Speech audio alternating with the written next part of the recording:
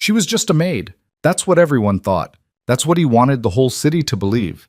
Damian Moretti, New York's most powerful man, had brought his floor-cleaning girl to the most extravagant party of the year, where mob bosses gathered, where a single glance could end an empire. He wanted the whole room to laugh at her. He wanted to make her his plaything. But when Evelyn Hart walked into that room, the room fell completely silent. Not because she was ridiculous, but because the most powerful people in the city had recognized her. And they were afraid. Like and comment the city you're viewing to let me know how far this story has come. The invitation arrived on a Tuesday, printed on paper so heavy and white it felt like holding a threat. Damian Moretti set it on his desk without opening it because he already knew what it said. He had been attending the Black Orchid charity ball since he was 26 years old, first as someone's bodyguard, then as someone's guest, and for the last 11 years as the most feared man in any room he walked into. The ball was not optional for him. Nothing in this city was optional for him. That was the point of being Damian Moretti. He poured himself 2 fingers of scotch and stood at the window of his penthouse office, looking down at Manhattan the way a man looks at something he has already broken and is deciding whether to break further.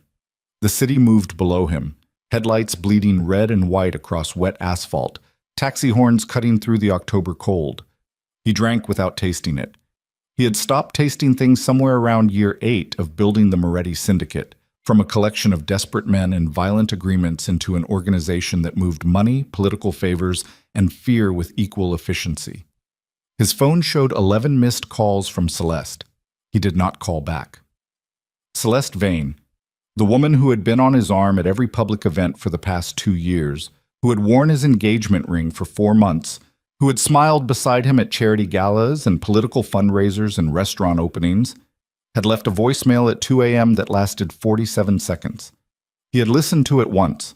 He did not need to listen again. The marriage was off. She was leaving for Milan. There was someone else. Or there wasn't. It didn't matter. The point was that she was gone, and the ball was in 6 days, and every crime family boss, every crooked judge, every bought politician and laundered businessman in New York would be in that ballroom watching to see whether Damian Moretti showed up alone. Showing up alone meant weakness. Weakness was an invitation. He set down the glass and pressed the intercom on his desk.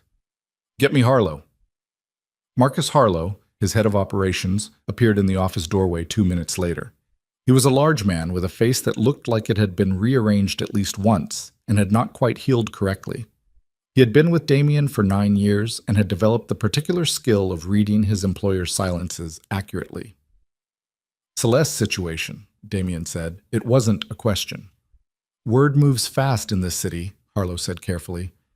"I need someone for the ball." Harlow nodded slowly. "I can make calls. There are women who—" "No." Damian's voice was flat.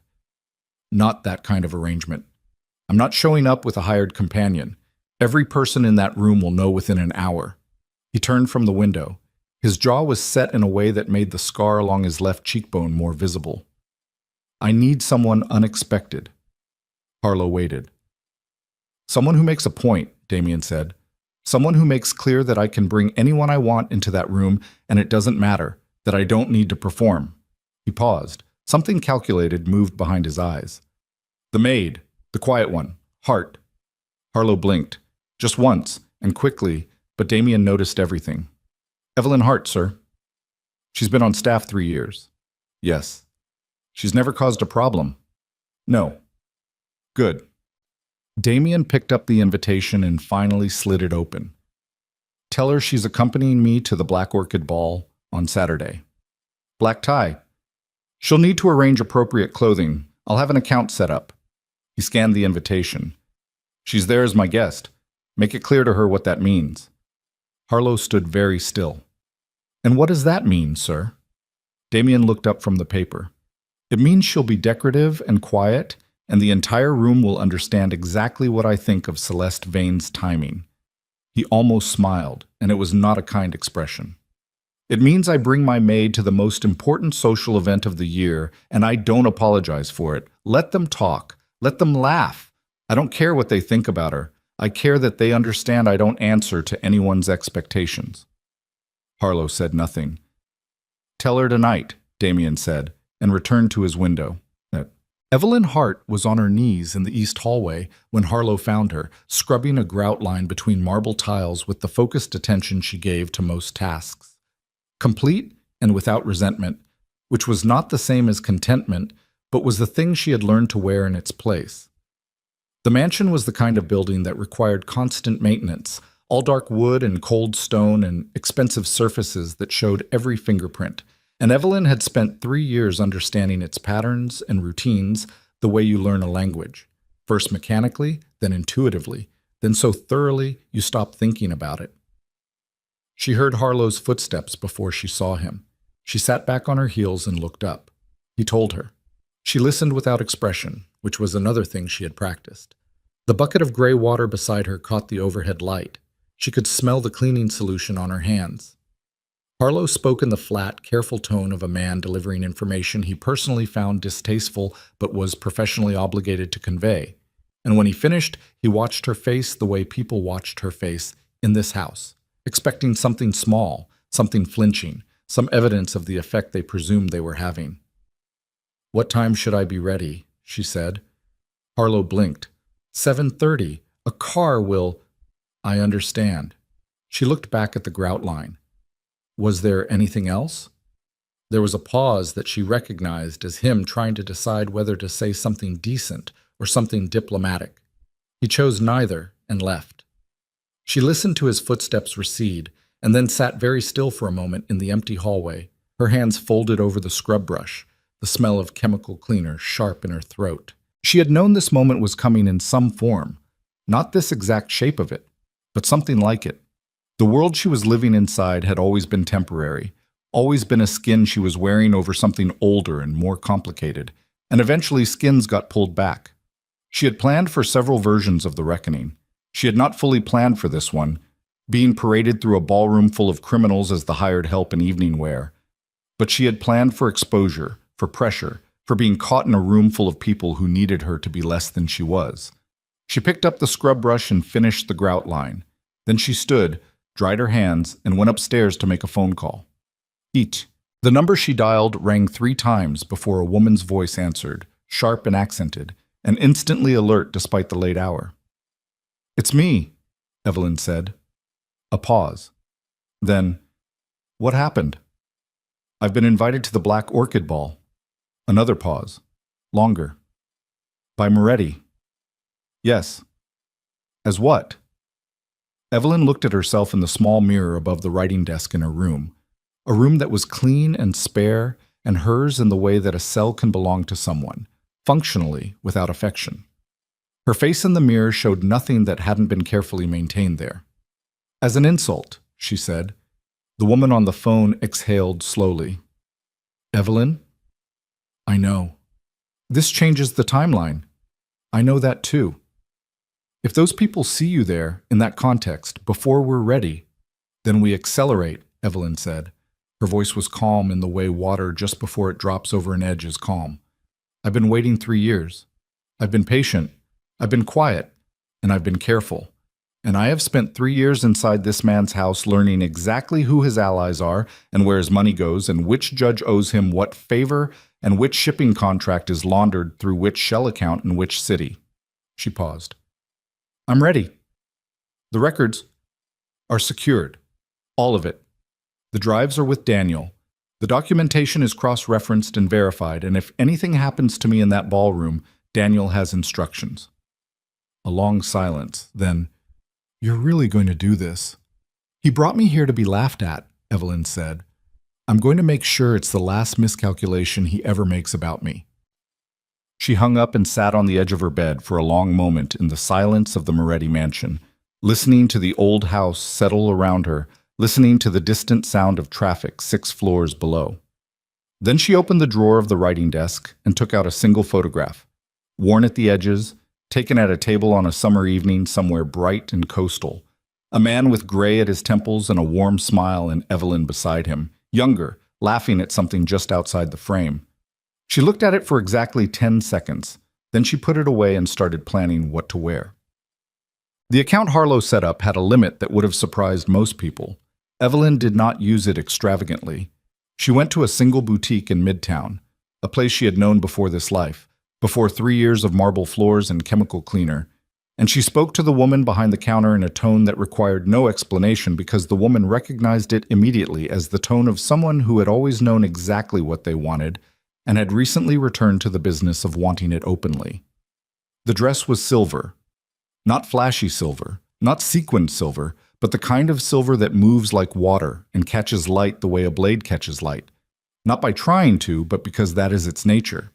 It fit her the way clothing fits people who have spent years carrying themselves with precision, whether anyone noticed or not. She bought one other thing, with her own money, from a shop 3 blocks away. A small earpiece, barely visible. Wireless range of 300 meters. She tested it that evening in her room, murmuring numbers into it softly, listening to Daniel's voice confirm each one from across the city.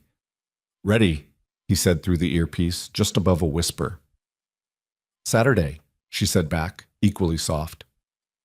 She set the earpiece in its case and looked at the dress hanging on the back of her door and thought about her father, about the last time she had been in a room like the Black Orchid charity ball, about the night 3 men she had believed were family friends had sat at a dinner table and spoken warmly, and 2 months later those same men had signed the documents that dismantled everything her father had built across 40 years. She thought about the sound her father's voice had made on the phone 6 months after the collapse, how the energy had gone out of it, how he had spoken in a register she had never heard from him before and recognized only in retrospect as the sound of a man who has stopped believing his own future is real. He had died 14 months after the collapse. The official cause had been cardiac. Evelyn had never argued with that determination. She understood that hearts could be broken in ways that did not show on paper. She turned off the light and lay in the dark and breathed slowly. Saturday. The morning of the ball, Damien Moretti held a meeting in his East study with 3 men who controlled significant pieces of the financial infrastructure running beneath the Moretti syndicate.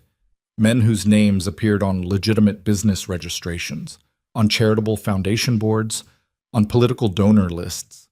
They drank coffee and discussed shipping contracts and real estate transfers and a particular federal investigation that was moving closer to something it should not reach. And through all of it, Damien was distracted in a way he would not have admitted. He kept thinking about the maid, not about her personally. He had barely spoken to her in 3 years. She was efficient, invisible, unobtrusive, the kind of staff presence that a large household required, and that he selected for specifically because he had no patience for drama in his domestic environment. He knew her name, her salary, her start date. He did not know where she was from or where she had come from before the agency placement. He had not asked. What he was thinking about was the look on Vincent Caruso's face when Damien walked in with her. Caruso was the head of the Caruso family and had been circling Damien's eastern shipping routes for 2 years with the patient menace of a man who believed time was always on his side. Caruso would be at the ball with his wife and his 2 adult sons, and the posture of a man expecting to observe weakness. Damien intended to give him something to look at that wasn't weakness. It was a cruel thing. He was aware of this in the abstract. The woman had done nothing to deserve being made into a prop for his public image management, but he had long since stopped accounting for cruelty in his own behavior unless it cost him something, and this would not cost him anything, or so he believed. At 7:28 on Saturday evening, Evelyn appeared at the top of the main staircase. Damien was standing in the entrance hall checking his cufflinks when he heard the change in the room, a small sound from one of the household staff near the door, not quite a gasp, but close to one. And he looked up. He did not move for a moment. The woman descending the stairs wore silver, and she wore it the way someone wears their own name, without effort, without performance. Her hair was up, but not severely, and her posture was the posture of someone who had stood in formal rooms for a long time and had never been unsure of her right to be there. She was not wearing jewelry except for 2 small stones at her ears that caught the chandelier light in a way that made something in his chest pull unexpectedly, like a thread being tugged. She reached the bottom of the stairs and looked at him directly. He had never been looked at quite like that by someone he employed. It was not defiance, it was not nervousness. It was the look of someone who was calculating something and had already finished calculating and was now simply waiting for events to catch up to the conclusion. "Mr. Moretti," she said, "you look—" He stopped, started differently. "The car is waiting." She nodded once and moved past him toward the door, and as she passed, he caught a scent. Something clean and faintly sharp, like winter air, like something that had been cold for a long time and had not apologized for it. The driver held the door. She settled into the car with the ease of someone for whom this had once been ordinary. Damien got in after her and the car pulled into the Manhattan night, and he sat beside her in the back seat and looked at the city sliding past the windows and felt, for the first time in a very long time, that he was not entirely sure how something was going to go. He did not like that feeling. "You know what tonight is," he said. Not a question. "I know what you intend it to be," she said. The distinction landed strangely. He turned to look at her profile in the window light, and she was watching the city with an expression that gave him nothing. And the car moved uptown through the cold October night, and Damien Moretti, who had never in his adult life been made uncertain by the presence of a person he employed, sat with a low, uncomfortable feeling in his chest that he could not name and did not attempt to. Outside, New York moved past like it always did. Indifferent, relentless, full of its own secret architecture.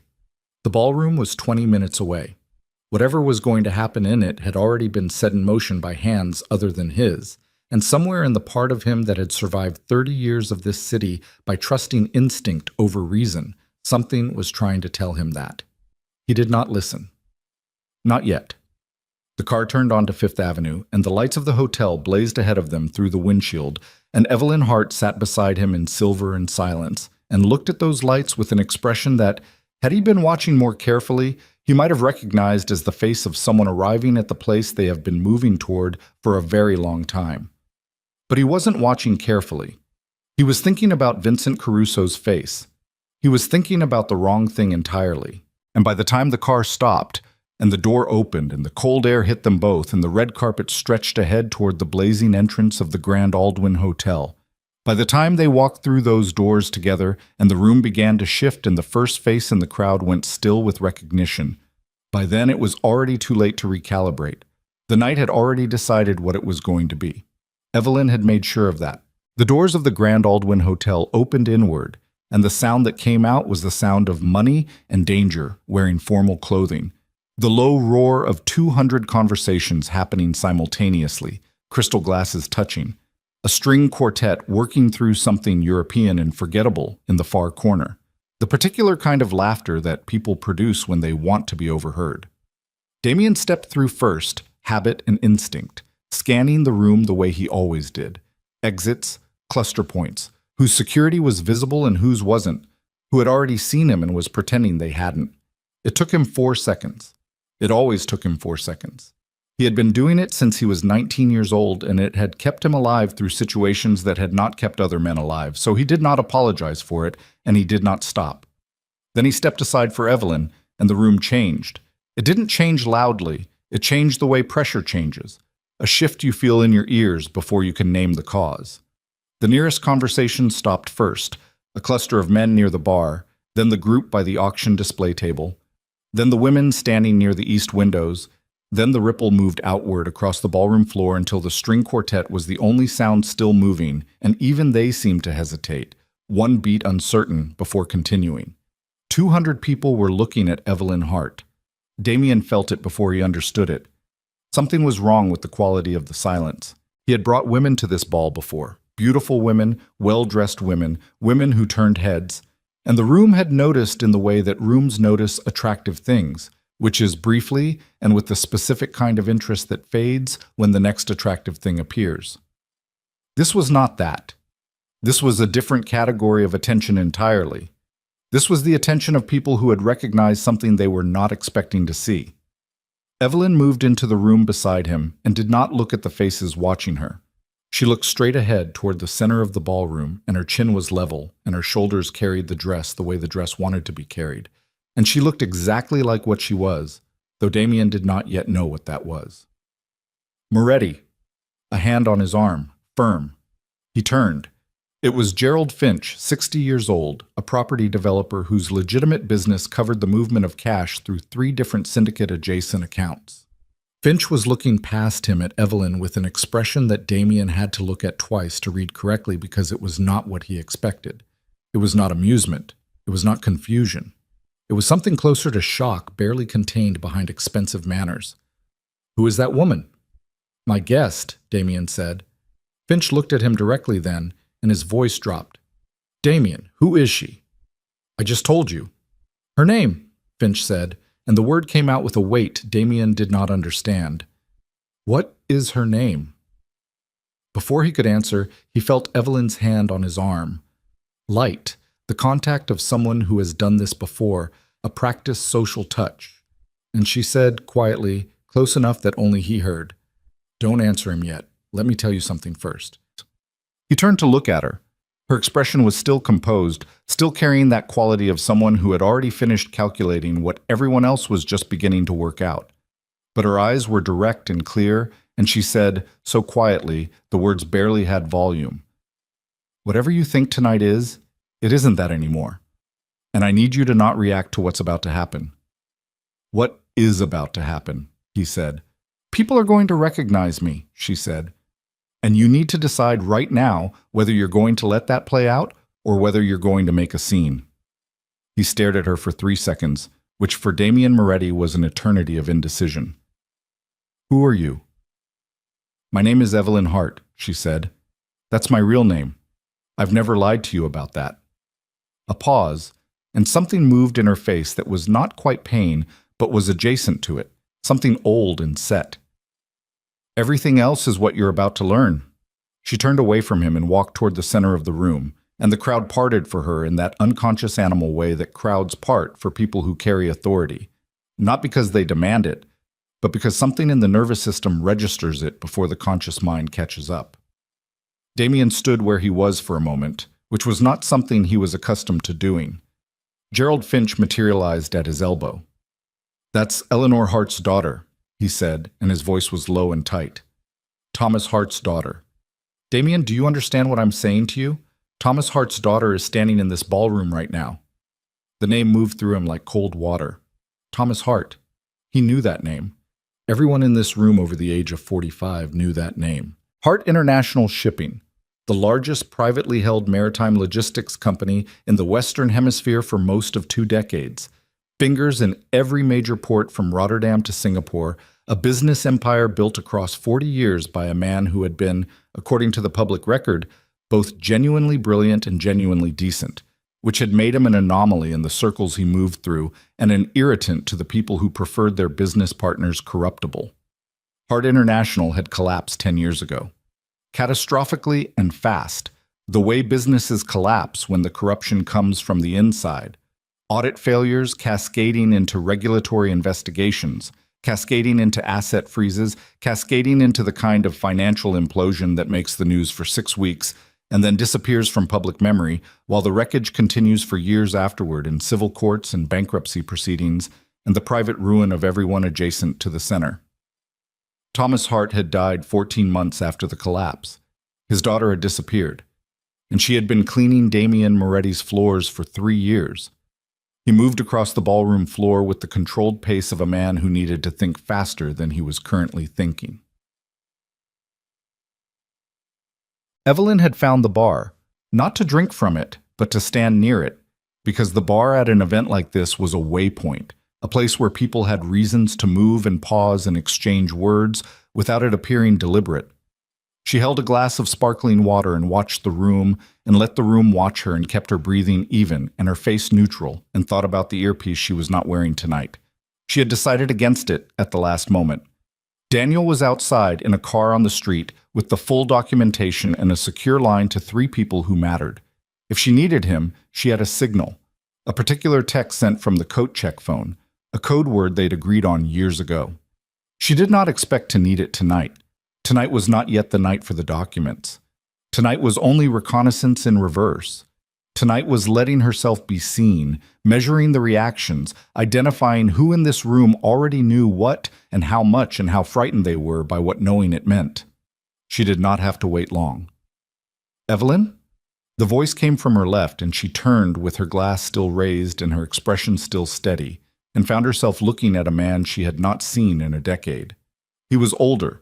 The decade showed on him harder than she might have expected, the weight of it in the gray at his temples and the way his eyes moved, quick and assessing and nervous in a way she did not remember from before. His name was Preston Cole. He had been one of her father's 3 closest financial advisors. He had also been one of the 3 men who had signed the documents. "Preston," she said, and her voice was perfectly warm, perfectly social, perfectly calibrated to the tone of people at events like this, which is to say, it contained absolutely nothing of what she actually felt. He looked at her like a man looking at something that shouldn't exist. "You're—" He stopped, swallowed, started again. "I didn't know you were in New York. I've been here for a while." With... His eyes moved to where Damien had been standing, then tracked across the room to find him, and she watched Preston Cole's face process what he was seeing and understand it incorrectly, the way she had intended. "You're here with Moretti?" "I work in his household," she said simply, and watched the relief move through Preston's face before he could control it.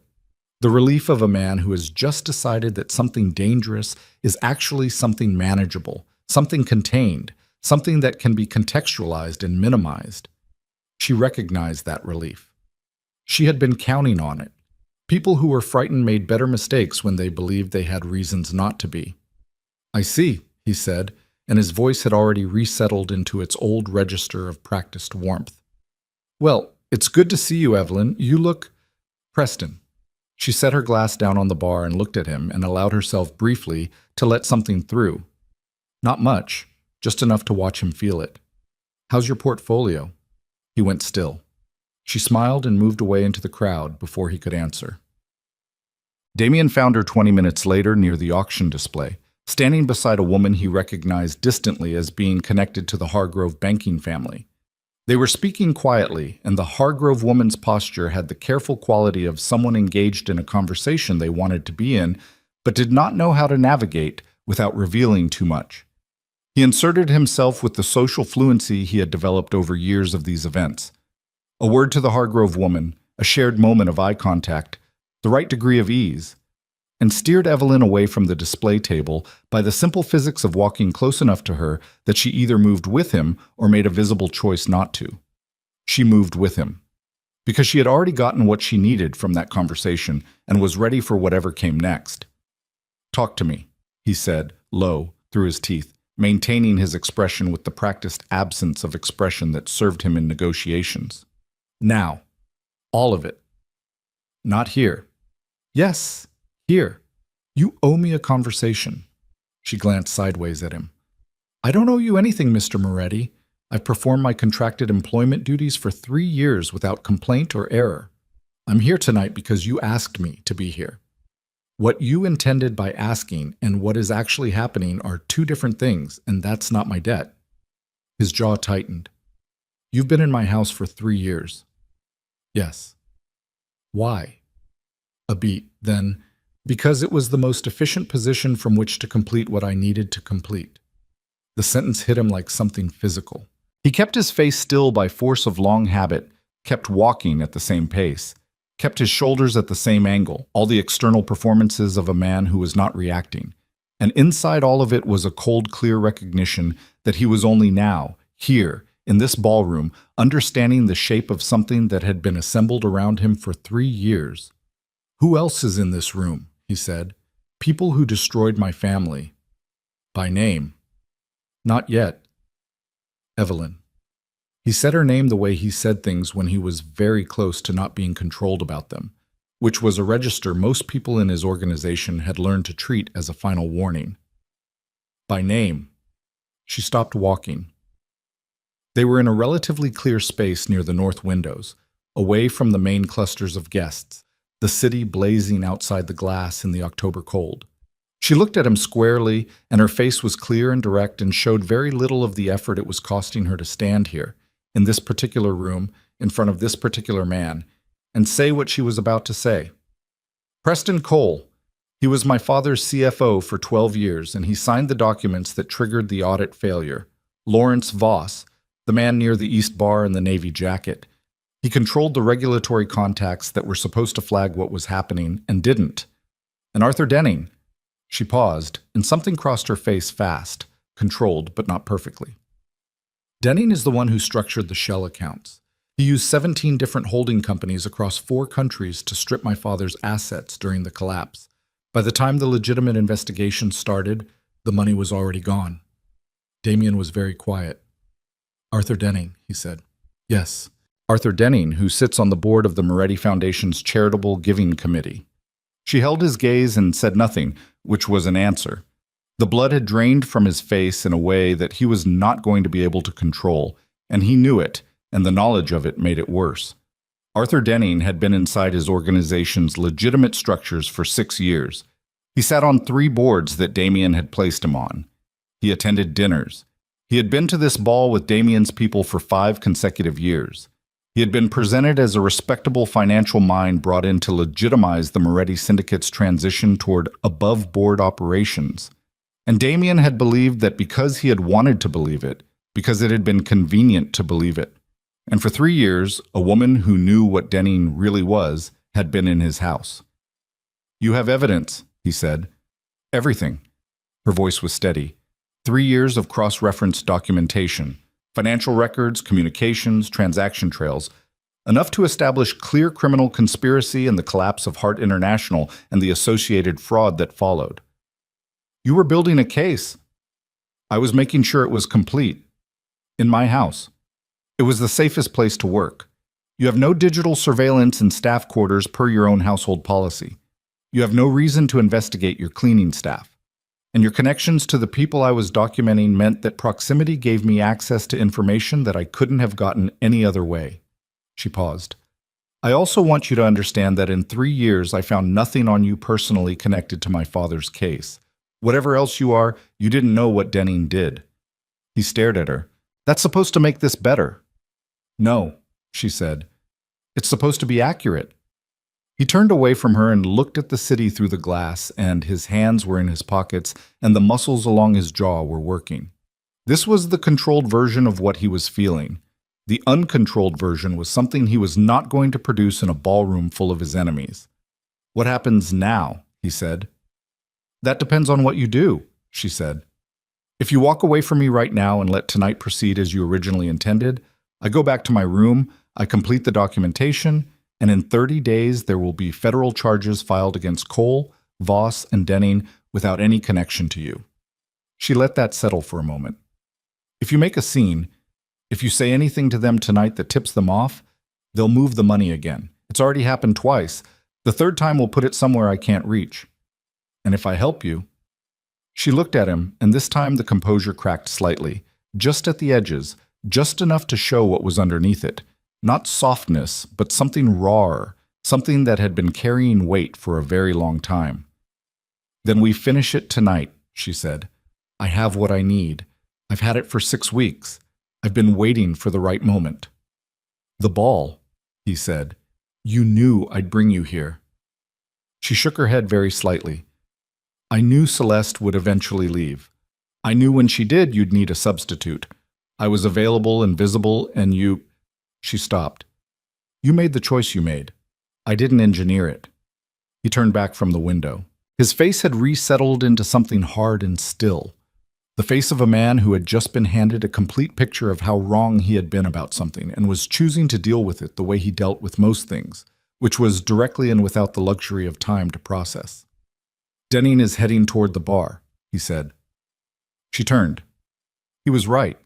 Arthur Denning, 61 years old, silver-haired, with the comfortable posture of a man who had never been seriously frightened, was moving through the crowd, and Preston Cole was moving to intercept him, and the angle of Cole's body and the particular urgency of his walk told Damien, who had been reading the body language of dangerous men for most of his adult life, that Cole had already processed seeing Evelyn and was already alarmed and was already communicating that alarm to his co-conspirator. "They're going to move," Damien said. "I know. How much time do we have before they do something about what they've figured out?" She was already watching them, her face sharp with focus. "Minutes," she said. "Cole is frightened. Frightened men act fast and badly." She turned to Damien, and her eyes were very clear and very direct, and the question in them was not asking permission, it was establishing alliance or the absence of it. "What are you going to do?" He looked at her for 1 second. 1. Then he looked across the ballroom at Arthur Denning, a man he had trusted, a man he had elevated, a man who had used Damien's own structures to launder the proceeds of a crime that had killed someone's father. And something moved through him that was not quite rage, but was in the same family, something cold and localized and specific, nothing like the broad territorial anger of business threats, but the precise and personal fury of a man who has just understood that his house has been used against him. "I'm going to need your documentation," he said. "It's outside. I can have it here in 12 minutes. Make the call." He was already moving. "And stay close to me." She moved beside him without hesitation, across the ballroom floor, toward the bar, and the two men who had just noticed them coming and had gone very still, and the chandeliers threw their light down across all of it, the silver dress, the dark suit, the crowd partying again around them, the string quartet playing something that continued to not matter. And Preston Cole's face, as they approached, moved through three distinct expressions in rapid succession: recognition, calculation, and then the particular kind of fear that appears on a person's face when they understand that what they thought was manageable has become something else entirely. Damien stopped in front of Cole and Denning with 6 feet of empty marble between them and the crowd noise of the ballroom continuing around them like weather. "Arthur," he said. "Preston." His voice was even. It gave nothing. "My guest tells me you're old acquaintances of hers." Denning's smile did not waver. The man had been performing for decades, and his surfaces were good. "Small world," he said. "Evelyn, it's been a long time." Evelyn said nothing. She stood beside Damien and looked at Arthur Denning with an expression that Damien, in his peripheral vision, recognized as the look she had given him in the entrance hall, the look of someone who had already finished calculating. Cole's hand moved toward his inside jacket pocket, the small reflex of a man reaching for a phone or something else, and Damien's eyes tracked the movement with the speed of someone for whom threat assessment was fully automatic, and he said quietly, without raising his voice, "Don't." Cole's hand stopped. "We should find somewhere private to speak," Denning said, and his voice had developed a new texture beneath the smooth surface, something compressed and controlled and beginning to sweat through the surface like heat through insulation. "This isn't the place for—" "No," Evelyn said. One word. It had the weight of everything behind it. Denning looked at her and something finally moved in his face, something older than the polished surface, something that knew. And in her coat pocket, Evelyn's thumb pressed 3 times against her phone screen. The signal to Daniel, 12 minutes. The chandeliers above them burned bright and cold, and the string quartet played, and the night that had begun as a cruelty assembled to humiliate one woman had arrived at the place it had always been traveling toward, the place where all the distance between what people believe they can control and what is actually true collapses into a single room, a single moment, with nowhere left to go, but that was what she had told Damien. 12 minutes for Daniel to move from the car on the street below, through the hotel's service entrance, up the back corridor with the documentation drive and the printed records in the waterproof case they had used for exactly this contingency. 12 minutes was enough time. She had timed it twice during the week, walking the route herself in different shoes at different paces, accounting for elevator wait time and the security checkpoint at the service level that could be navigated with the laminated press credential Daniel carried. 12 minutes was enough, except her phone, still in her coat pocket with her thumb pressed against the screen, was not vibrating back with Daniel's confirmation signal. She pressed again. 3 times the agreed pattern. Nothing. The chandeliers burned above them. Preston Cole had gone the color of old paper. Arthur Denning had recovered his surface and was wearing it again, the smooth confidence of a man who had weathered investigations and close calls before and understood that composure was itself a tool, that the person who panicked first lost something the other person could use. He stood with his drink and looked between Damien and Evelyn with the careful attention of someone calculating odds in real time. "I think," Denning said, setting his glass on a passing tray, with the unhurried movement of a man at a social event and not a man in the center of something that was about to destroy him, "that Evelyn and I should catch up privately. There are things between old family connections that aren't suited to—" "There's nothing between us," Evelyn said. "There's what you did. That's the only thing." "Evelyn." Cole's voice was low and urgent, and she could hear the fear under it now, poorly controlled, bleeding through. You don't understand the full picture of what— I have the full picture, she said. I have 17 shell companies, 43 wire transfers across 9 years, and communications between you and Voss that establish the regulatory interference explicitly. She kept her voice level and her eyes on Denning because Denning was the one she had to watch, and because Cole was already broken, already past the point of being dangerous. He was in the phase where frightened men became unpredictable rather than strategic. I've had it for 6 weeks. Something moved across Denning's face. It was fast, and she almost missed it, and then she wished she had. It was not fear. It was not the shock of a man confronted with exposure. It was something more specific than that, something almost like relief, and the relief was wrong. It was pointed in the wrong direction. It meant something she didn't yet understand, and she felt the first thread of cold move through her chest. Her phone still had not vibrated. 6 weeks, Denning said, and nodded slowly. That's consistent with what we were told. The sentence landed in the conversation like a stone dropped into still water, and everything around it went very quiet. Damien turned to look at Denning with the full focused attention he usually reserved for people who had just made a threat. Evelyn did not move. She was holding herself very still, the way you hold yourself still when you are listening for something that you desperately need to hear clearly. What did you just say? Denning looked at her with something that was not quite pity and not quite triumph, but occupied the space between them. We were told 6 weeks ago that you had completed the documentation. We were told you were waiting for the right moment. He paused. We were also told what the signal to your courier was. The cold in her chest spread.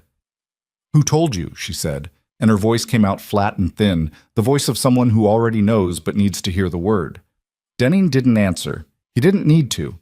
He looked past her toward the ballroom entrance, and she turned, and the room shifted around her in the slow, terrible way that rooms shift when something irreversible is happening, and she saw Daniel Reeves standing inside the entrance of the Grand Aldwyn ballroom in his good jacket, with his careful posture and his kind face, and he was not carrying the waterproof case, and he was not alone. He was standing beside Lawrence Voss. They were not struggling. They were not in a hostage configuration. They were standing together with the comfortable proximity of people who knew each other, and Voss had one hand briefly on Daniel's shoulder in a way that was casual and familiar, and Daniel's eyes found hers across the ballroom floor with an expression that she had never seen on his face in 7 years and did not immediately have a word for, and then did. Apology. Not the apology of someone who had been caught or coerced or forced into something against their nature. The apology of someone who had made a choice and understood the weight of it, and was delivering it to the person it was going to break. Evelyn Hart stood in the center of the Black Orchid charity ball in her silver dress and felt the architecture of 7 years collapse. She did not cry. She did not make a sound. The room continued around her, glasses touching, low laughter, the string quartet moving into something new. And she stood inside all of it and understood, in the way that you understand things that are too large to process all at once, only the edges of what had just happened. Daniel Reeves had been with her since the beginning, since the first year after her father's death, when she had been living in a single room in a building in Queens that had no heat past 10 at night and had been trying to reconstruct, from memory and from public records and from the documents she had managed to secure before the asset freeze, the shape of what had been done to her family.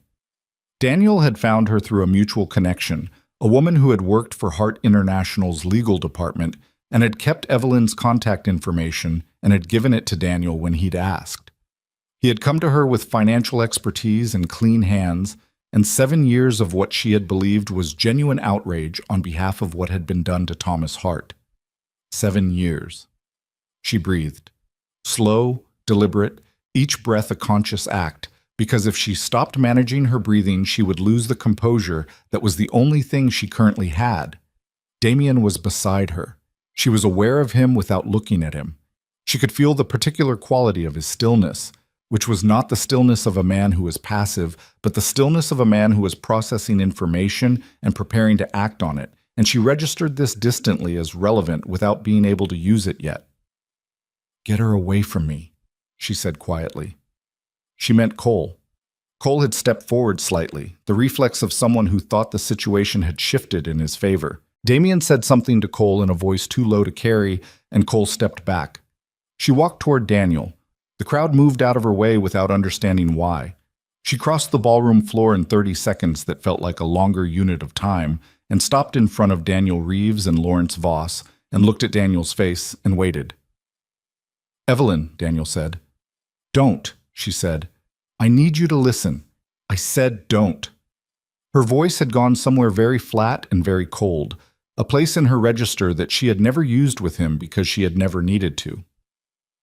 "Where is the case?" "It's secure." "Where?" He looked at her steadily, and the apology in his eyes had not moved, had not shifted into anything more useful or more bearable. "Evelyn, it's been secured by people who— the drives," she said. "The printed records. The cross-reference documentation that I spent 3 years building. Where is it?" Voss spoke then, smoothly, in the tone of a man managing a negotiation. "The materials are in safekeeping. No one is interested in destroying them. What we're interested in is a conversation about what happens next." He paused. "There are ways to resolve this situation that don't require anyone to go to prison and don't require Heart International's collapse to become a public spectacle again. Ways that would provide Evelyn with financial restitution that reflects— My father is dead," she said. Voss stopped. "He died 14 months after you and Cole and Denning finished with him." She looked at Voss directly, and her voice was still flat and still cold and entirely controlled. The control of someone standing at the very edge of something enormous and using every available muscle to stay on the right side of it. "He died in a hospital room in Connecticut with 2 nurses and no family because we had nothing left, and I was in London trying to find a lawyer who would take the case, and I didn't make it back in time." She paused, one breath. "There is no financial restitution that addresses that. There is no conversation that addresses that. The only thing that addresses it is what I built, was, building." The past tense hit her in the chest as she said it. Daniel's jaw tightened. "Evelyn, I'm sorry. You don't get to say that to me." "I know."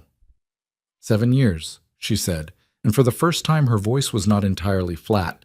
Something moved in it, something she had not intended, just at the edge of the word. She stopped, pulled it back.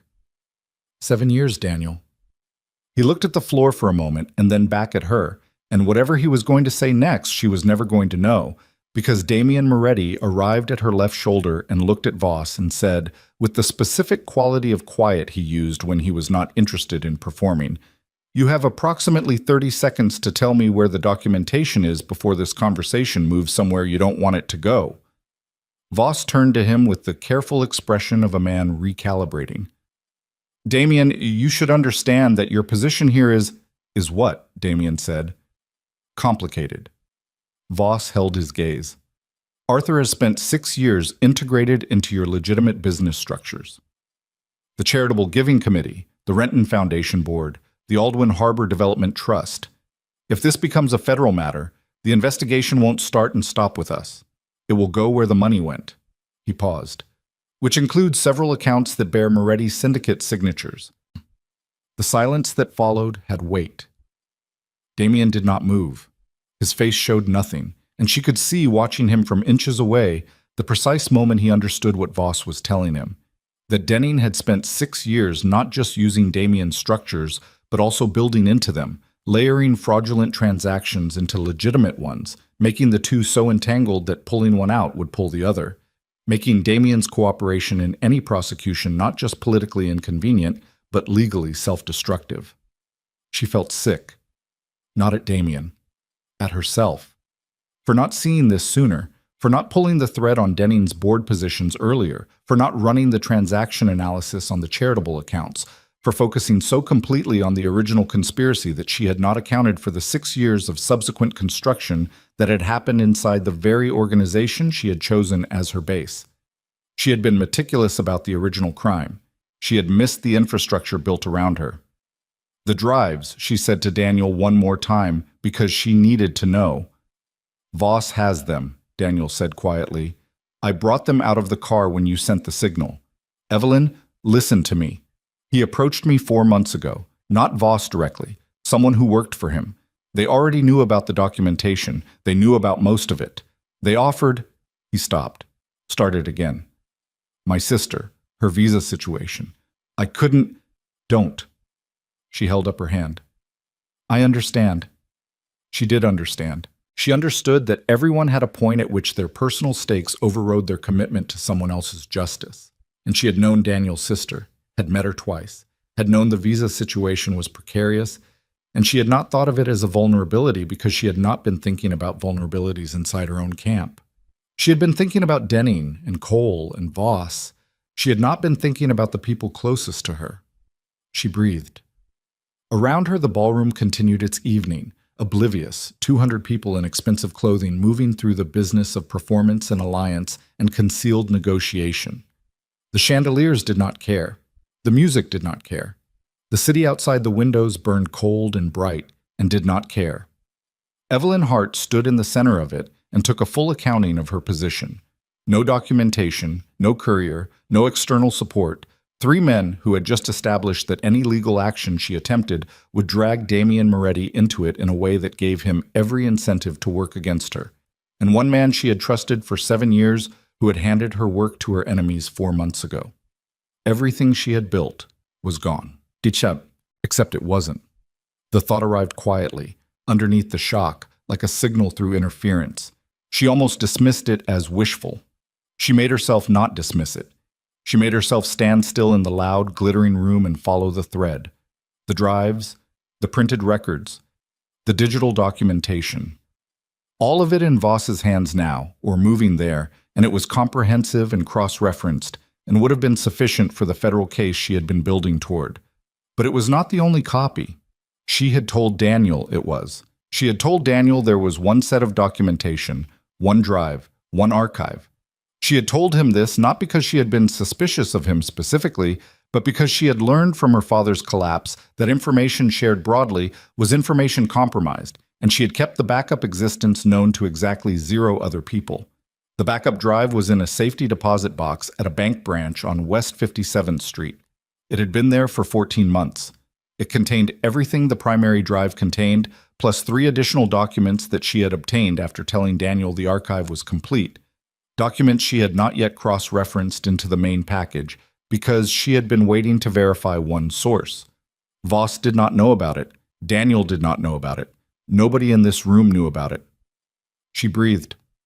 The situation was not what it had been 4 minutes ago when she had believed she was about to finish something 7 years in the making.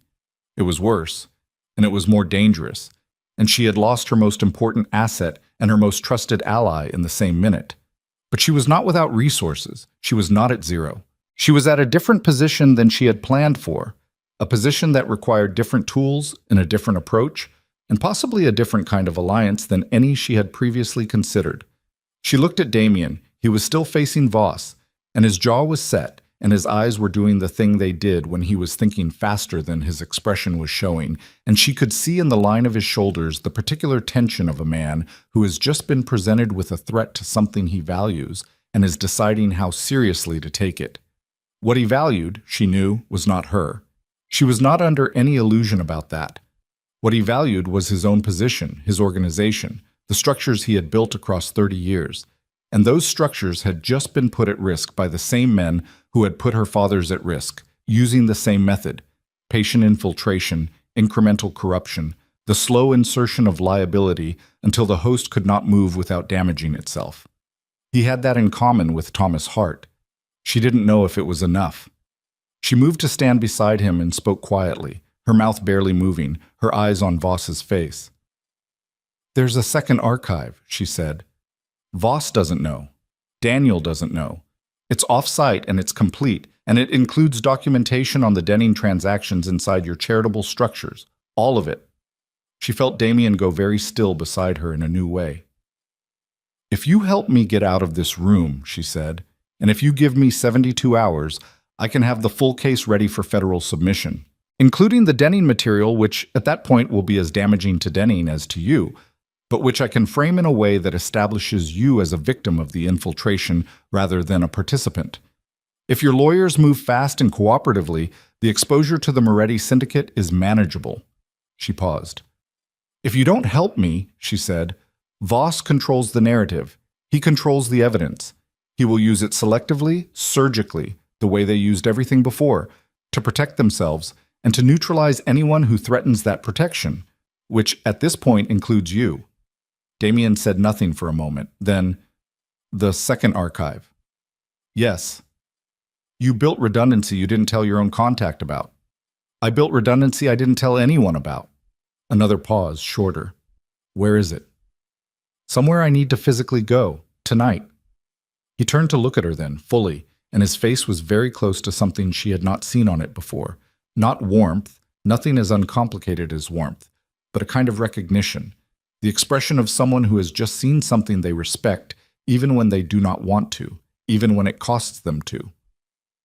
Voss thinks he's got you, he said. Yes. Let him keep thinking it for the next 10 minutes. She nodded. He turned back to Voss, and his voice returned to its social register, easy and controlled and giving nothing. Lawrence, I think you're right that we need a private conversation. He gestured broadly toward the hotel's upper corridors. There's a suite on the 8th floor I use for meetings during these events. We can settle this there. He looked at Denning and Cole. All of us. 30 minutes. Voss considered this. She could see him running the calculation. Damien cooperative was the preferred outcome. Damien in a controlled private space was better than Damien in a public ballroom. The suite was a concession that looked like a win. 30 minutes, Voss said. Give me 10 to speak to my security team. Damien was already moving, one hand briefly at the small of Evelyn's back, just for a moment, just for the guidance of direction, and she moved with him through the crowd and did not look back at Daniel Reeves. She did not allow herself to look back. They reached the corridor, the sound of the ballroom dropping behind the heavy door, and Damien turned to her immediately. Service exit is through the kitchen on this level. My car is on the north side of the building. He was already on his phone. Marcus, north side. Now. Don't announce it. He ended the call. What's on West 57th? A safety deposit box, she said. With everything. He looked at her for 1 second, and she looked back, and neither of them said anything about what the last hour had been, or what it had cost, or what it meant that they were now standing in a hotel corridor making a plan together. There was no time for any of that, and they both understood there was no time. Move, he said. She moved. Behind them, in the 8th floor suite that Voss was already moving toward with the confidence of a man who believed he had just won something, the clock was running. And somewhere across the city, in a bank safety deposit box that no one else knew existed, the only remaining evidence of everything that had been done sat waiting in the dark. And the night was not over, and the question of what Evelyn Hart was willing to become in order to finish what she had started had just become the only question. That the kitchen exit was a steel door with a push bar that opened onto a loading corridor smelling of grease and cold concrete. And Evelyn went through it at a pace that was not quite running, because running attracted attention from the 2 catering staff moving crates near the far wall, and she had spent 3 years practicing the art of moving through spaces without registering as significant. Damien was directly behind her. He had ditched his jacket somewhere in the corridor and rolled his sleeves to the elbow, which transformed him from a man at a charity ball into something harder and less categorizable. And she registered this without comment, because there was no time for comment. Marcus Harlow had the car running on the north side. They got in and the door closed and the city swallowed them. West 57th, Damien said to the driver. Then to Evelyn, how long before Voss realizes we're not coming to the suite? 10 minutes, maybe 12. She had her phone out, looking at it, doing the calculation she didn't want to do.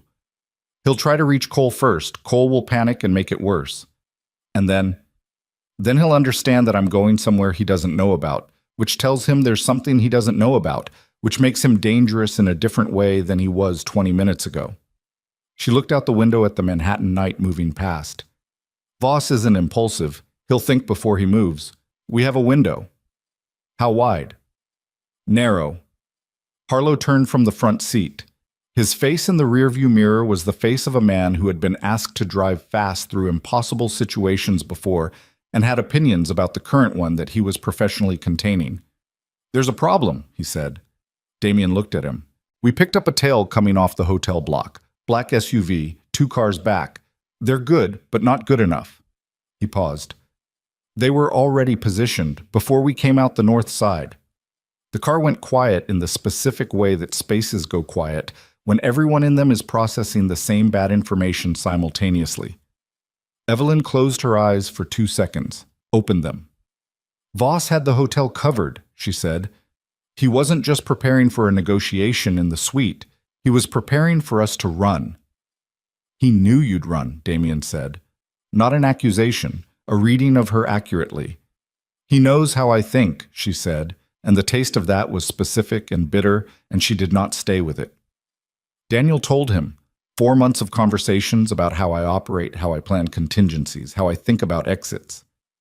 She looked at her hands in her lap for 1 second. 1. He knew I'd have something outside the primary archive. He just didn't know what or where. So the tale is to find the where, Damien said. Yes. Marcus, Damien said, already on it. Harlow had his own phone to his ear, speaking in short phrases that she couldn't fully follow, and the car was moving differently now, taking a turn earlier than the direct route required, heading east before north, the particular driving pattern of a man who understood how to make pursuit expensive. She pulled up the bank's emergency line on her phone. After-hours access to the safety deposit vault required a manager override, and her account credentials and a 48-hour notice waiver that cost $300, and that she had pre-established on the account 2 years ago because she had always known there might be a night that required this exact access at an hour the bank was not open. She had thought of this. She had not thought of Daniel. The line rang. She pressed her shoulder against the car door and watched the city and breathed and waited. The branch manager was a woman named Patricia Sorrell, who answered her personal emergency line on the 4th ring with the careful voice of someone pulled from sleep who was professionally obligated to manage that fact. Evelyn spoke to her in the clipped, efficient register of someone who knew the account numbers and the override codes and the waiver protocol, and Patricia Sorrell confirmed the appointment in the tone of someone who had received stranger calls at stranger hours and understood that private account holders at her tier of service occasionally had needs that did not conform to business hours. Evelyn ended the call. 20 minutes, she said to Damien. We'll be there in 8. He was looking behind them at the city through the rear window, and she could see the calculation in his face. He was not a man who was frightened easily or often, but he was a man who took threats seriously, and the tail 2 cars back was a threat he was measuring with the full attention it deserved. The tail can't follow us into the bank, she said. They don't need to follow us in, he said. They need to follow us out. She understood. Once she had the drive became the target. Getting it out of the bank was not the problem. Moving it somewhere safe afterward, getting it to a point where she could transmit the content securely to a federal contact, doing all of that with a pursuit vehicle and whatever Voss had already set in motion on his end. That was the problem. I need to make a call, she said. Make it.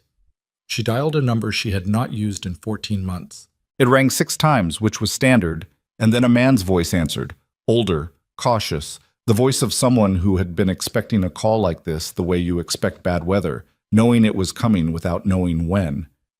It's Evelyn Hart, she said. A pause. Evelyn? The name came out with the weight of someone who had been waiting for exactly this. I wondered when. I need a contact at the Southern District, tonight.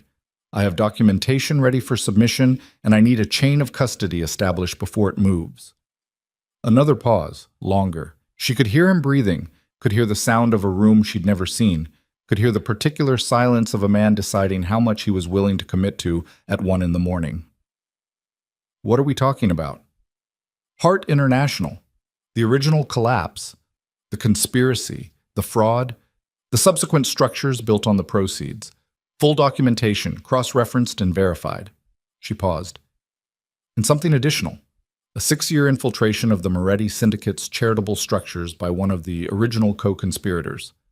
The pause this time was very short. That last part is going to get attention. I know. Federal-level attention. I know that too. Do you have the contact? A breath. Yes, her name is Agent Sandra Reeves. He stopped. Unrelated to your... I know. She said it before he could finish the sentence. Set it up. I'll have the drive in 30 minutes. I need a secure handoff location. He gave her an address. She memorized it. She had trained herself out of writing things down years ago, and ended the call and sat in the moving car and felt the first thing that might eventually resolve into something like relief, though it was too early and too dangerous for that, and she did not allow herself to feel it fully. Damien was watching her. "Federal contact," he said. "Yes?" "Who?" "Someone who was close to my father's legal team. He's been waiting for me to be ready." She looked at him directly. "The agent he's connecting me to has no existing relationship with the Moretti Syndicate's case files. She's organized crime financial crimes unit. She will be interested in the Denning material." She paused. "I will tell her it came through a source who is cooperating voluntarily. Your lawyers will need to be ready to confirm that framing by morning." He was quiet for a moment. Outside, the city moved. Behind them, the black SUV was still there, patient, staying 2 cars back with the discipline of a professional surveillance operation. "You're handing me away to get ahead of this," he said. "I'm handing both of us away to get ahead of this," she said. "It's not charity. I need your cooperation on the Denning material to make the framing credible. And I need your security team for the next 90 minutes because Voss has more people on the street than I have." "What does Voss have?" Damien said, and the way he said it told her he had already moved past the question of whether to cooperate and was now in the operational phase, which was where he functioned best, which was where he was most dangerous in the way that she needed him to be dangerous right now. At least the SUV, possibly a second unit. He had time to set up. 4 months of time since Daniel. She said the name without letting it do what it wanted to do to her face. "He's not going to let me reach a federal contact. If he controls the only documentation, the case disappears." Again. The word again sat in the car between them. Damien picked up his own phone and made 2 calls, short and specific, and she heard enough to understand that Harlow was getting backup, and that backup was going to be in position before they reached the bank. Patricia Sorrell met them at the side entrance of the branch on West 57th. A small woman in a coat pulled over what were clearly pajamas, her hair pulled back with the efficiency of someone who had decided to be professional about the indignity of the hour. She scanned Evelyn's credentials on a tablet and held the door without comment and led them through the empty bank in the particular silence of institutional spaces at night, the carpet absorbing their footsteps, the teller windows dark, the overhead fluorescents humming at a frequency that made the space feel pressurized. Damien waited in the lobby with Harlow. She went alone to the vault. The safety deposit box was in the 3rd row, middle height, the kind of position you chose specifically because it was unremarkable. The key was on a ring with 3 other keys that she kept in the lining of her work bag, sewn into a small internal pocket that she had put there herself. She opened the box and looked at what was inside. The drive was a matte black rectangle the size of a matchbox. Next to it was a folded document, 3 pages, her father's handwriting, a letter he had written in the last weeks before the collapse, when he had understood what was happening and had not yet understood the full shape of who was responsible. He had written it to her. He had given it to his lawyer with instructions to pass it to her if certain conditions were met. She had received it 8 months after his death. She picked up the drive and held it for a moment in the vault's cold air. 7 years. She put it in her inside jacket pocket, against her chest, and closed the box and relocked it and left the letter. She would come back for the letter. Tonight the letter was not what she needed. Tonight she needed the drive and the 37 gigabytes of cross-reference documentation it contained, and the chain of custody that was about to be established by a federal agent who did not know yet what was coming her way. She came out of the vault and moved back through the empty bank, and found Damien in the lobby looking at his phone with the focused expression of a man receiving information he does not like. "What?" she said. "Voss moved faster than you thought." He looked up. "There's a unit on the south end of the block." "Not the tail. Different vehicle. Different team. Harlow makes it 3 men." She processed this quickly. 3 men at the south end meant they had anticipated the bank, which meant either Voss had more information about her backup plans than she had thought, or Daniel had known about the 57th Street location after all, and she had made yet another error in her accounting of what he knew. "North exit," she said. "Covered 2, 1 man." "How?" "Cell tracking, probably. Your phone." She took her phone out and looked at it. She had been careful about so many things for so long, and she had not removed the battery from her phone tonight because she had needed to make calls and had told herself the movement would obscure the location data. And she had been wrong about that with the same confidence she had been wrong about Daniel, the same blind spot, the same failure to account for the resources of people who had more time and more money and more inside information than she had fully credited. She looked at Damien. "Can your people get me out?" "Yes." He said it without hesitation, which she noted. "But it's going to be loud." "How loud?" "Loud enough that Voss will know he failed tonight. Loud enough that he starts making the kinds of moves that frightened people make when they understand they're running out of time." He held her gaze. "Once we move, there's no version of this that stays quiet. Voss will accelerate whatever he's planning. We'll have hours, not days." She understood. She had always understood that there would be a point where the patient, invisible approach ended and something rawer took its place. She had planned for that point to be of her choosing. It was not. That was the difference between what she had built and what remained. "Move," she said. What happened in the next 4 minutes happened fast and was not graceful and was nothing like the careful architecture of the last 3 years. Harlow brought the car around through the bank's rear service access while Damien's back up.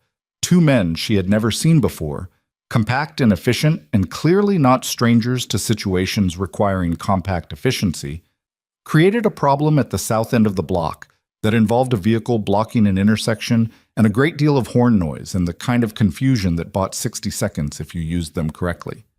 They used them correctly.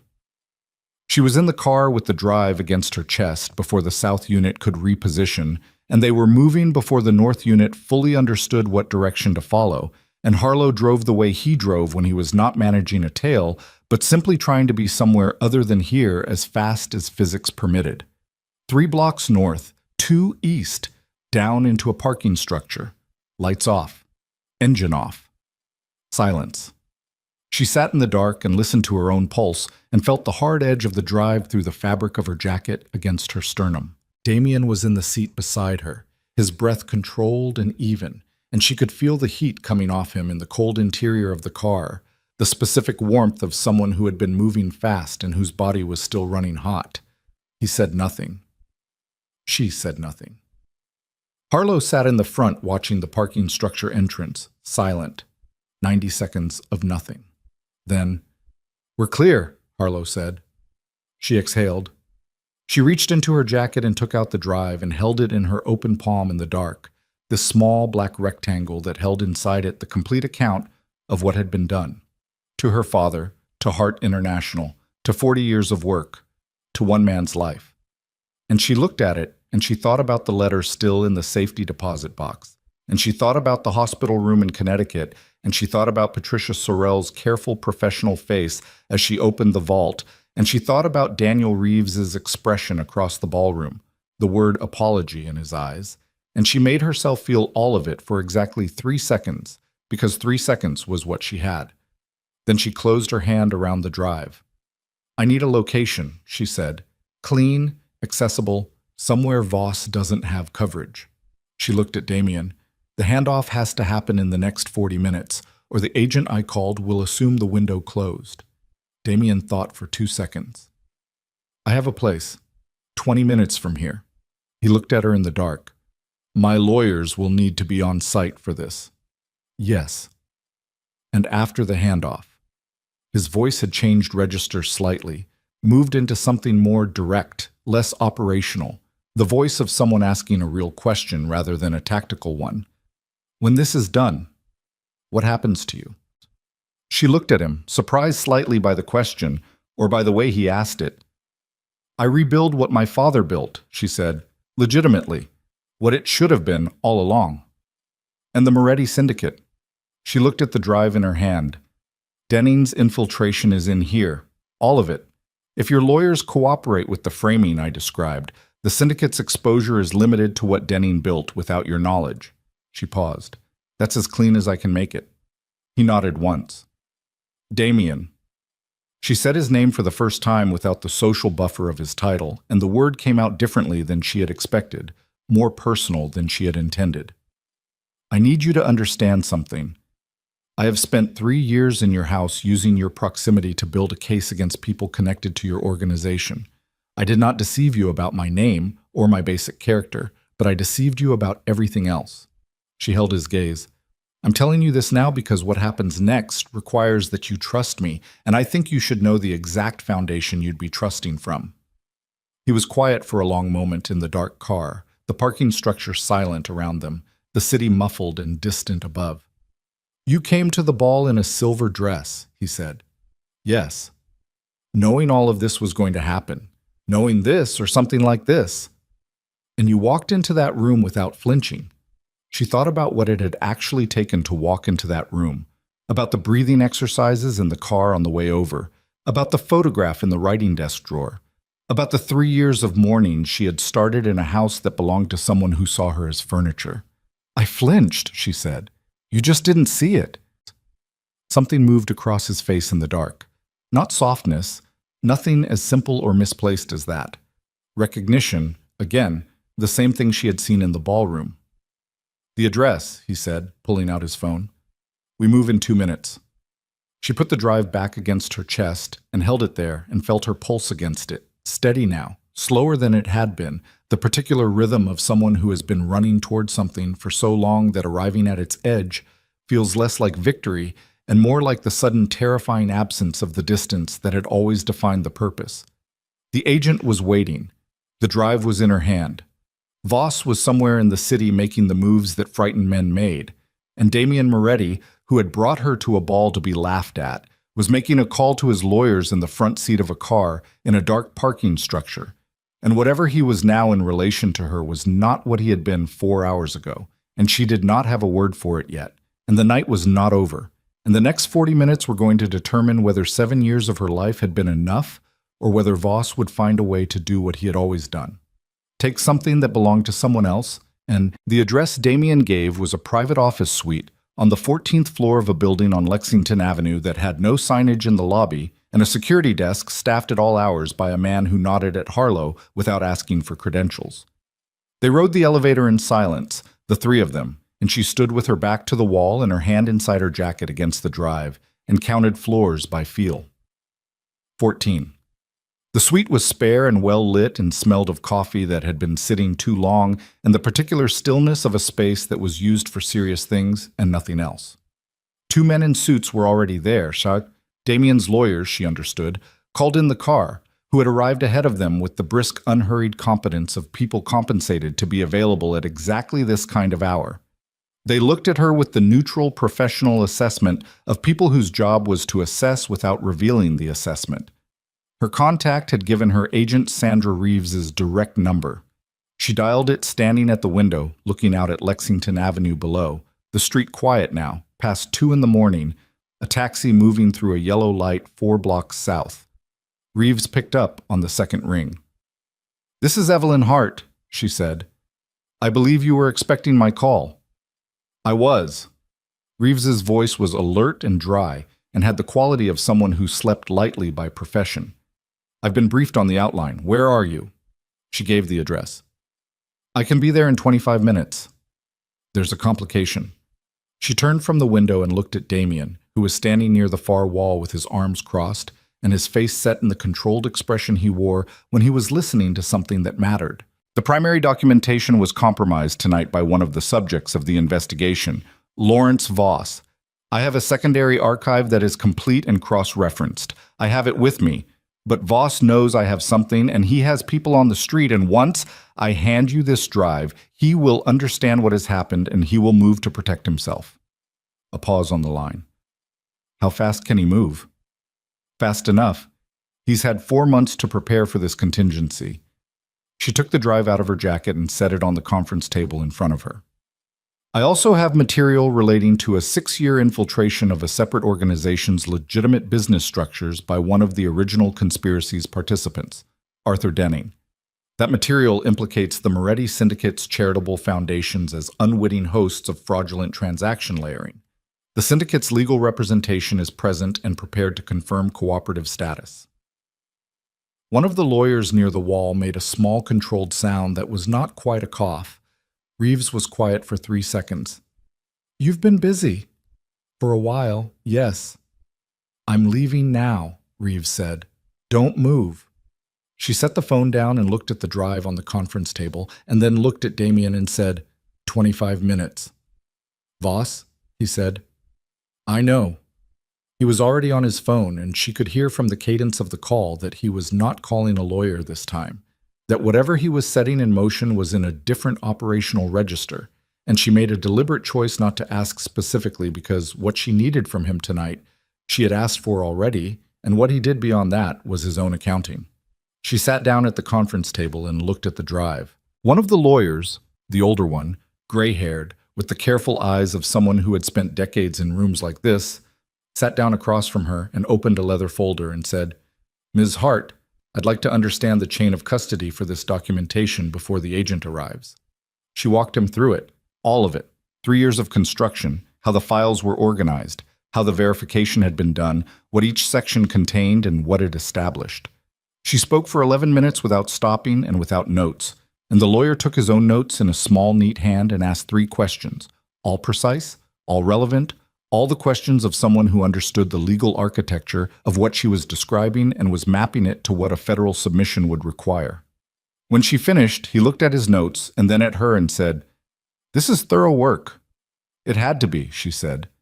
He nodded once, which was all the acknowledgement the situation required, and went back to his folder.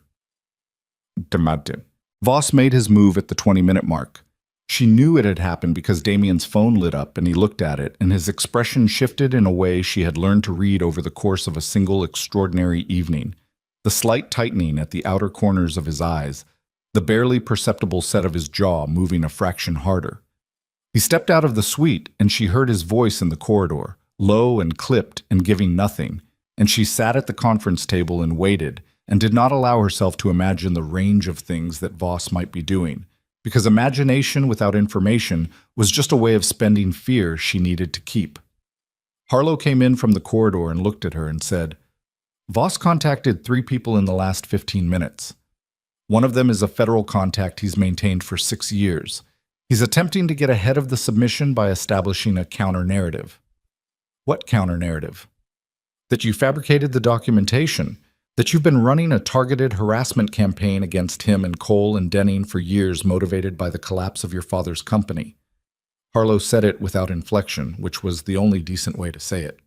He's framing it as a grieving daughter who spent a decade manufacturing evidence. She sat with that for a moment. It was not a stupid play. It was, in fact, the play she would have anticipated if she had not been so focused on the operational problems of tonight. Voss had always been the most strategically capable of the 3. Cole was a financial technician, Denning was an architect, but Voss was a reader of situations, and he had read this one with the speed of a man who had been preparing for multiple contingencies and had shifted to the relevant one the moment the ballroom became what it became. His federal contact, she said. Which division? Organized crime. She looked at the lawyer. Does that create a problem? The lawyer looked up from his folder. It creates a complication. 2 federal agents with competing narratives about the same documentation is a situation that gets kicked up the chain. It slows things. He paused. It doesn't stop things if the documentation is what you say it is. It is what I say it is. Then we are slower, but not stopped.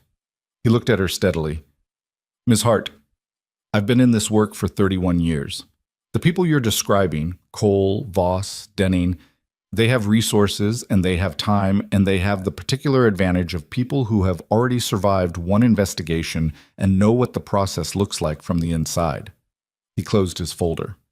But documentation of this quality, submitted through proper channels with cooperative corroboration from a second party, does not disappear. It may take longer than tonight, but it does not disappear. She looked at him. Your father's name will be on this, he said, eventually, whatever it takes and however long. She looked at the drive on the table and breathed and did not say anything for a moment, because there was nothing to say that wouldn't require her to use a part of herself she was keeping sealed until there was time and space for it. Damien came back into the room. Voss's federal contact is Marcus Webb, he said. Webb has a relationship with my organization's legal history that is not favorable to us. He looked at the lawyer. Can we route around him? Agent Reeves reports to a different section chief, the lawyer said. If the submission goes through Reeves's chain and Webb attempts to intercept, Reeves's section chief will need to adjudicate. That's a 24 to 48-hour process at minimum. He paused. However, if the cooperative corroboration from the Moretti syndicate is on record before Webb can establish his counter-narrative as the primary position, the burden shifts. Webb becomes the one explaining why he's intervening in a submission that already has cooperative documentation from a second party. Damien was quiet for a moment. Then, "What do you need from me?" "A signed statement," the lawyer said, confirming voluntary cooperation and establishing the Moretti syndicate's position as an unwitting host of Denning's fraudulent structures. Dated tonight, time-stamped before Webb can file. Damien looked at her. She looked back at him. This was the moment that cost him something real, not the car and the parking structure and the backing from his security team. Those were operational decisions of a kind he made regularly. This was the moment of putting his name on a federal document, voluntarily, in connection with a case that touched his organization, in a way that established a paper record that could not be walked back. She did not ask him to do it. She had told him what it meant and what it would do for the case, and she had laid it out honestly, and she was not going to perform gratitude in advance for something he might not choose. He sat down at the table. "Get me the statement," he said to the lawyer. "Oh." Agent Sandra Reeves arrived at 23 minutes, not 25. She was a compact woman in her 40s with close-cropped hair and the economical movements of someone who did not waste effort on performance, and she came in with a case agent behind her and looked at the room and assessed it in the same 4-second window that Damien used for rooms, which told Evelyn something about the category of people who survived long enough in their respective lines of work to be useful. She handed Reeves the drive. Reeves took it with gloved hands, which she had produced from her jacket pocket, with the ease of someone for whom evidence protocols were reflexive, and looked at it and then at Evelyn. "Walk me through the top-line content." Evelyn walked her through it. Same 11 minutes, same structure, slightly different emphasis. The lawyer's version had been about legal architecture. Reeves's version was about investigative utility, and she adjusted accordingly, because she had spent 3 years learning to read what different kinds of people needed from the same information. When she finished, Reeves said, "Denning's transactions inside the Moretti structures. Section 4 of the drive, organized chronologically and by entity. 37 transactions across 6 years. All of them have a corresponding legitimate transaction that they were layered into, and I've flagged each one with the specific account signature that links it to Denning's original conspiracy structure." Reeves looked at Damien. "Your cooperation is voluntary." "Yes." "Your legal representation is present." "Yes." "You understand that cooperation does not guarantee immunity from any charges that may arise from material on this drive unrelated to the Denning infiltration." Damien's lawyer spoke then, briefly confirming the acknowledgement. Reeves nodded and looked back at Evelyn. "Voss has contacted Marcus Webb." "I know." "Webb and I are not in the same section." Reeves's voice was dry. "Webb and I have also had professional disagreements for approximately 8 years. He has a habit of treating cases that come through his connections as cases that belong to him." She held Evelyn's gaze. "This drive goes to my section chief in the next 30 minutes. By the time Webb understands what section it's in, it will have an established chain of custody that he cannot touch without going significantly over his head." She paused. "Voss's counter-narrative will be assessed. That process takes time and produces nothing if the documentation is clean." "It's clean," Evelyn said. "I believe you," Reeves said. "But that's not what matters. What matters is that it will be verified to be clean by people whose job it is to verify these things, and that process will take the time it takes." She held the drive. "I want to manage your expectations, Ms. Hart. This is the beginning of a federal process. It is not the end of one. There will be months of investigation. There will be lawyers. There will be moments where it looks like it's going sideways and isn't, and moments where it looks like it's moving and isn't. What you've handed me tonight is the foundation. The building takes longer." Evelyn listened to all of this and understood all of it, and had understood it before Reeves said it, had always known that handing the drive to a federal agent in a room on Lexington Avenue at 2:30 in the morning was not the moment of resolution she had sometimes, in weaker moments, imagined it would feel like. "How long?" she said. Reeves considered. 18 months to indictment if the documentation holds. Which it will. Trial after that. She paused. Cole will cooperate. He's the weakest of the three, and he's known this was coming. He's been knowing it since he saw you in that ballroom tonight. A slight shift in her expression. Not a smile exactly, but adjacent to one. Voss will fight. Denning will fight. The lawyers will be expensive, and the process will be ugly. She stood. But I've worked financial conspiracy for 16 years, Ms. Hart, and what you've put on this drive is the most organized, most thoroughly cross-referenced private investigation I have encountered. Your father raised someone who knew how to work. The sentence arrived in the room and stayed there. Evelyn sat with it for a moment and breathed and let it land where it landed, which was somewhere in the chest, somewhere that had been waiting without knowing it was waiting. "Thank you," she said, and her voice was even. Reeves left with the drive and her case agent, and the elevator opened and closed, and then the suite was quieter than it had been, and Evelyn sat at the conference table in the chair she had been sitting in for the last hour, and looked at her hands on the table surface, and felt the specific exhaustion of someone who has been running towards something for 7 years and has just stopped. Damien's lawyer closed his folder and spoke quietly to the second lawyer, and they moved toward the corridor to make calls. And then it was just the two of them in the spare bright room. And the city outside the window had gone to the version of itself that existed at 3 in the morning, which was not silent, but was as close to it as the city ever came. Damien sat down across from her. He set a glass of water on the table in front of her. She had not seen him get it, had not heard him move. And she looked at it and picked it up and drank because she was very thirsty and had not noticed until now. He watched her do this without comment. "Cole," he said finally. "Voss? Denning." He said the names with the flat deliberateness of someone marking things closed. "How long have you known all three of them were at the ball tonight?" "I knew they attended every year. I didn't know for certain all three would be there until the guest list confirmation came through the household 3 weeks ago." She set the glass down. "That's when I understood the timeline. And Celeste leaving. I didn't know about that. That was..." She paused. "That was yours." He absorbed this. "You said you didn't engineer that." "I didn't." He nodded slowly, which was not agreement but acknowledgement. The distinction between the two things mattering to him in a way she understood was important to his sense of how events worked. "Daniel Reeves," he said. She looked at the window, the city, the 3 in the morning version of it. "He was with me from the beginning, 7 years. She said this without the flatness she had used earlier in the evening, not because the flatness was no longer necessary, but because there was less left to protect now. And the protection it provided had been spent. His sister came over 4 years ago. The visa situation had been unstable for 2 years. Voss found the right pressure point. He handed them 4 months of information. Yes. Which is why the primary documentation was compromised. Yes. Damien was quiet for a moment. What happens to him? That's not my decision. She looked back at Damien from the window. He didn't destroy anything. The backup exists because I work in layers and I don't explain all my layers to anyone. But 4 months of our conversations, 4 months of my operational plans, my timelines, my contacts, my methods. She stopped. He made a choice for his sister. I understand the choice. That doesn't mean the choice didn't cost me. Do you still... He stopped, reconsidered the sentence, started differently. What do you do with 7 years?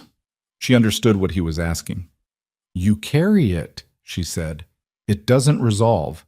You just get to a point where carrying it doesn't require everything you have, and then you can use the rest of yourself for something else. He looked at her steadily across the table, and she looked back, and neither of them looked away. And in the silence between them, there was the entire accumulated weight of the evening. The ballroom, the silver dress, the cruelty he had intended and what it had instead become, the parking structure, the vault, this room, and none of it resolved into something simple or comfortable, but it was present, all of it, acknowledged without being named. The maid's room, he said. What about it? You lived in my house for 3 years. In that room. Yes.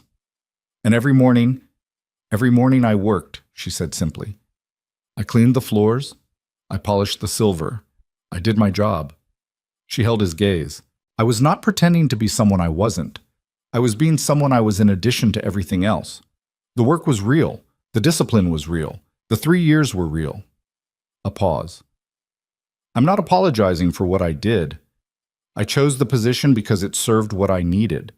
But I didn't take anything from you that I wasn't contracted to give, and I didn't betray anything you had offered in good faith because you had never offered good faith to me until tonight.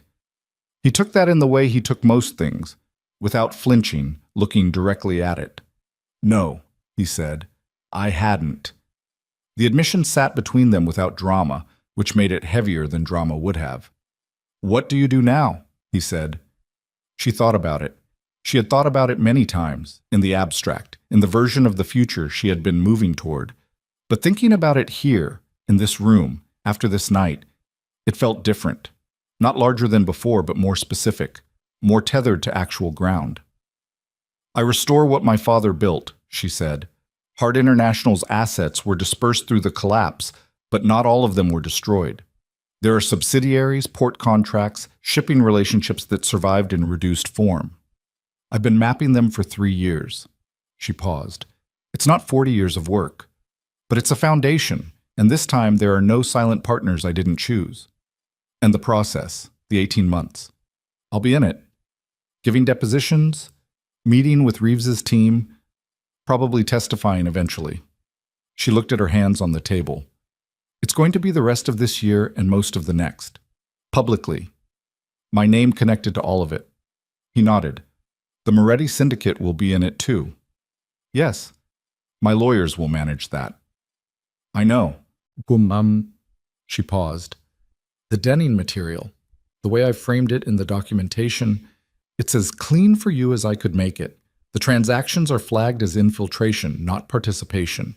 Your cooperation tonight is time-stamped and on record. She held his eyes. I told you I'd give you that. And I did. I know, he said, and his voice had the specific quality of a man who has been surprised by someone and is honest enough to let that register. Outside the window, somewhere in the city, a siren moved through the dark and faded. The building around them was still. The lawyers were in the corridor, their voices a low murmur too far away to follow. Harlow was somewhere doing whatever Harlow did when he was waiting for something to be over. Damien picked up his own glass of water and drank and set it down and looked at the table surface for a moment. The ball, he said. 6 days ago, I was standing in my office thinking about how to make a point to Vincent Caruso. I know. I thought... He stopped, looked at her directly. I thought you were invisible. That was my exact assessment. Efficient, invisible.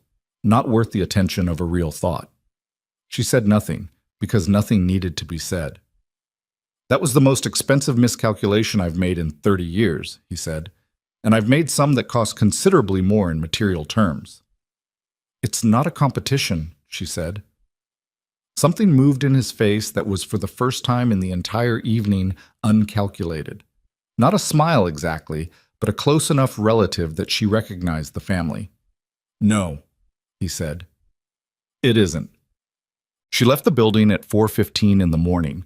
Harlow offered the car and she declined because she wanted to walk and because the October air at 4 in the morning was sharp and clean in a way that the inside of cars was not, and because she had been inside things for a very long time, inside the plan, inside the patience, inside the careful, invisible architecture of 3 years in one man's house and 7 years of her own construction, and she needed for a few minutes to be outside.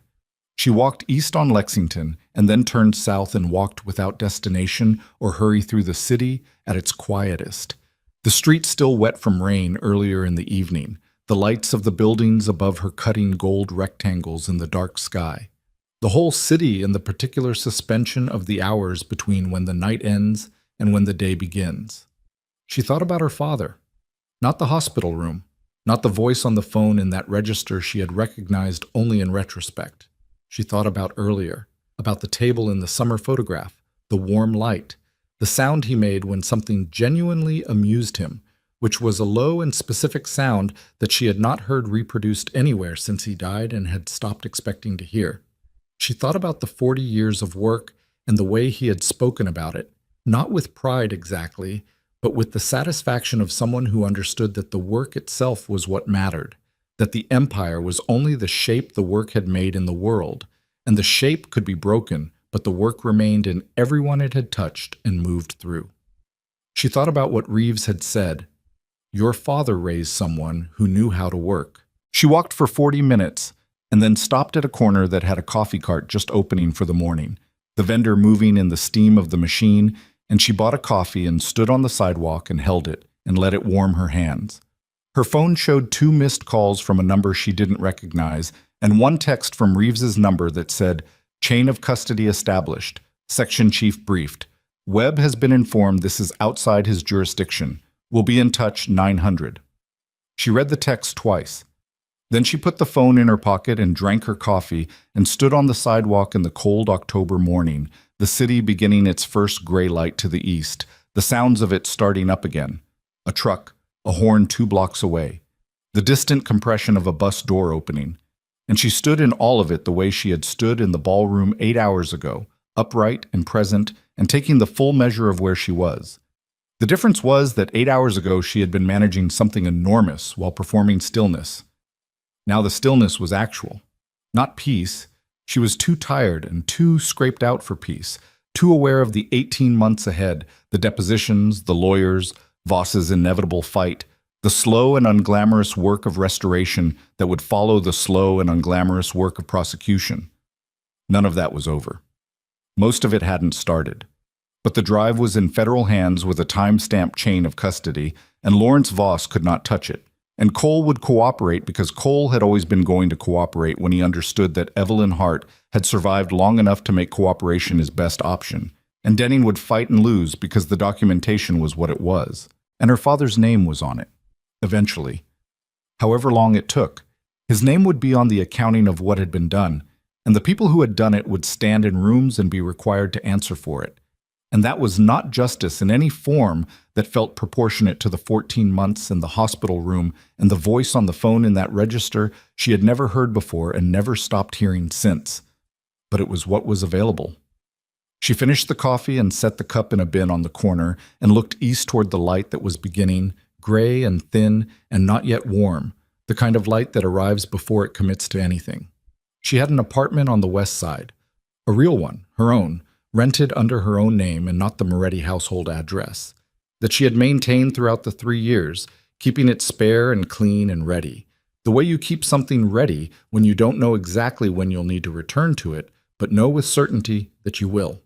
Her actual books were there, her father's other papers, the things that had not fit inside the narrative of Evelyn Hart, Maid. She walked toward it, not running, not managed pacing, walking at her own speed through the early morning of a city that had no particular opinion about what she had just done and what it had cost and what it was going to require next. The city simply continuing the way cities continue, indifferent and relentless, and full of its own enormous life. At the door of her building, she stopped and looked up at the windows on the 4th floor and saw the lamp she had left on when she had last been there 2 weeks ago, burning still, visible from the street, a small rectangle of yellow light in the gray of the morning. She went up. She unlocked the door and stepped inside, and the apartment smelled like herself, like the books and the air of the place, and the particular smell of a space that belongs to you and has been waiting. And she stood in the doorway for a moment and breathed it in. She did not unpack anything. She did not do anything practical or preparatory. She crossed the room to the window and looked out at the street below, still quiet at this hour, and thought about the ballroom and the silver dress, and the way the room had gone silent when she walked through the door, and she thought about what she had understood in that silence, that the people in that room had been more afraid of her than she had been of them, had been afraid from the moment they recognized her name, afraid because they had always known, somewhere in the part of the mind that keeps honest accounts, that the story wasn't finished. It wasn't yet. But it was moving in the direction of finished. She sat down in the chair near the window. Her chair, the one she had bought 4 years ago from a woman on Craigslist who was moving to Portland, brown leather, slightly worn at the armrests, the most comfortable object she owned. And she pulled her knees up and held them and watched the window as the gray light slowly gathered itself into something that was going to, eventually, be morning. At some point she would sleep. At 9 o'clock she would call Reeves. At some point in the next 18 months, Lawrence Voss would stand in a federal courthouse and be required to say, under oath, what he had done. At some point in the next several years, the name Hart International would mean something again in the ports and the contracts and the shipping lanes of the world, would mean something built by one man across 40 years and then rebuilt by his daughter across 7, rebuilt out of the specific material of what they had tried to make into nothing and had instead made into fuel. None of that was now. Now was the chair and the window and the morning assembling itself outside it and the particular silence of a person who has been moving for a very long time and has, for this one small hour, stopped. She stayed in the chair as the light grew. She did not think about what came next. For the length of the morning's first hour, she let herself be only here, only this, only the gray light moving through the window of a room that was hers and quiet and asked nothing of her, and the city outside it carrying on the way it always had, and the lamp behind her that she had left on burning still, warm and small and constant in the way that some lights are, the kind you can find your way back to even after a very long time in the dark.